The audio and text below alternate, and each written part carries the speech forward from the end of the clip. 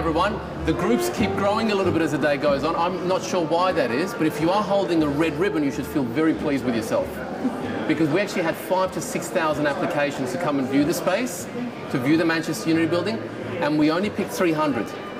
So 10 groups of 30 or thereabouts. But that 300 was picked very carefully. We actually read every single comment that you guys wrote. So why is the Manchester Unity building such an amazing building? Why do people have such an affinity with it? Why do we love it so much? Because it's right there, smack bang in the middle of Melbourne, and for 80 years it has had so many tenants and various people within it that have brought so many Melburnians into it. Hairdressers, chiropractors, jewelers, dentists, doctors have been in this building by the hundreds. It's not a building that's owned by one company like a BHP or an ANZ Bank.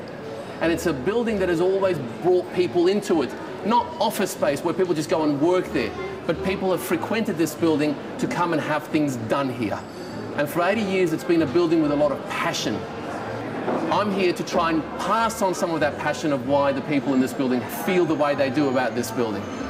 Now, back in 1932, when this building was built, we were in the depths of a depression. Now, today we have a global financial crisis, but from what we hear, back then it was even much worse than that.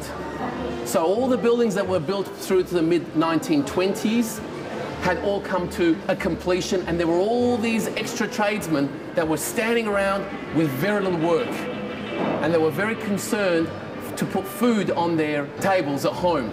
So day by day, they would come here and line up from the frontier all the way down to Flinders Street Station looking for work.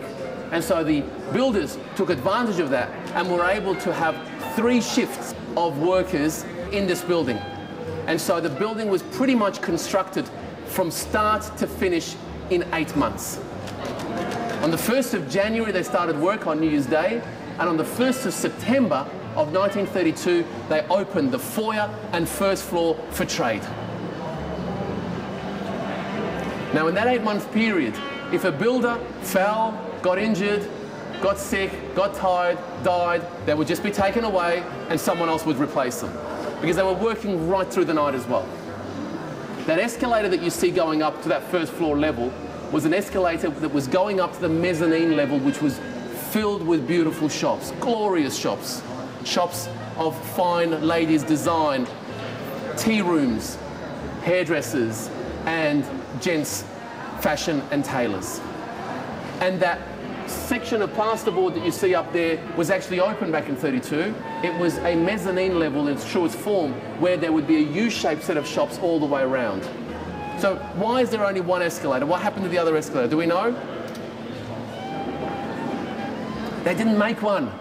They thought, we've made one escalator, that's enough. It's the first one in Victoria, and we'll just leave it as is. And so if you get up there, you find your own way back down. Down the marble staircase was option 1, down the rear staircase into Howie Court was option 2, and these 3 magnificent lifts were option 3. And these 3 lifts are substantial in size and beautifully fitted out and very, very fast. And they were the first automated lifts in Victoria, fully automated lifts in Victoria. Why were these people trying to make such a statement? Why did they want to prove to the whole world? We, the Manchester Unity Independent Order of Oddfellows, want to say to the world that we have this amazing building that we can build right through the Depression. They did it because they wanted to prove to everyone it is okay for you to leave your money with us. Because they were insurers. They were health insurers, life insurers, and banking. So what they didn't want to happen in the Great Depression is for people to get worried and put their money under their pillow instead of in with them. So during this period, they wanted to make this statement. And in fact, their builders came in 2 to 3 weeks within time to finish this construction. They were going to be charged £65 a day if they ran late. But they came in within time, and the building was opened on the 1st of September for people to go up and enjoy level 1. Now, we are going to go up to level 1, and we're going to walk down that main corridor as they would have done so 80 years ago. 60,000 people on the first day went up that magic stairway. We're going to go up down that corridor. What I want you to remember is as follows. The shop fronts are still as they were shop fronts.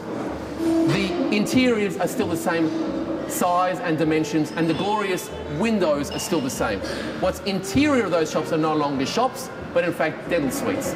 They're no longer shops because none of you people in this era want to go up a flight of stairs to shop anymore. So why were they called the Oddfellows?